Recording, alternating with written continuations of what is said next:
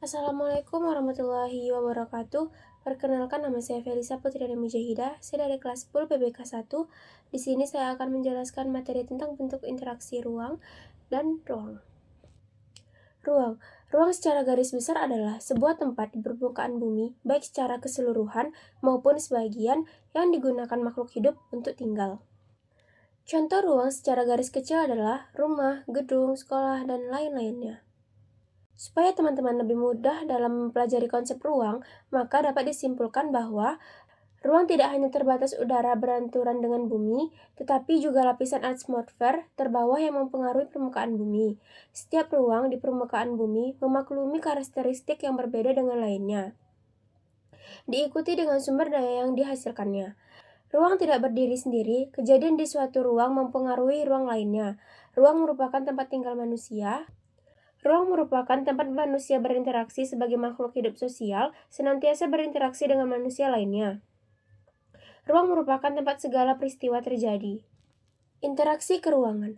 Antar ruang atau antar wilayah dapat saling bergantungan bila dalam kondisi saling melengkapi. Contohnya, daerah A kelebihan ikan, tetapi daerah B kekurangan ikan, sedangkan daerah B kelebihan sayuran, tetapi kekurangan ikan.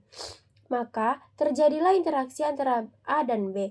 B menukarkan sayuran dan mendapatkan ikan, sedangkan A menukarkan ikan dan mendapatkan sayuran.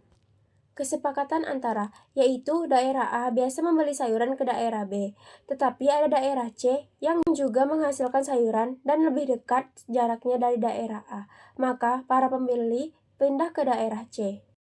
Kemudahan transfer, contohnya transportasi atau sarana dan prasarana untuk memudahkan interaksi atau proses jual-beli. Bentuk interaksi keruangan yang melibatkan pergerakan manusia, barang, serta gagasan atau ide antara lain sebagai berikut. 1. Perpindahan penduduk atau migrasi.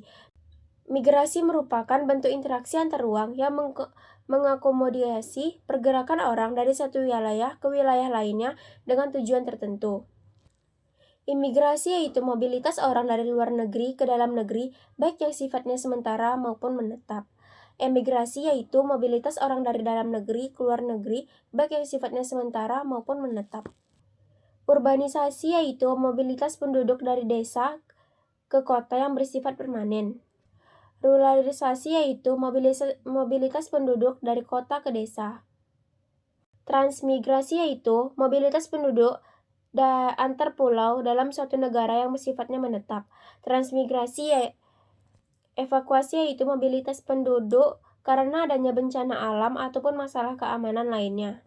Sirkulasi yaitu mobilitas penduduk yang bersifat sementara untuk keperluan pekerjaan atau keperluan lainnya yang mengharuskan menginap di tempat tujuan.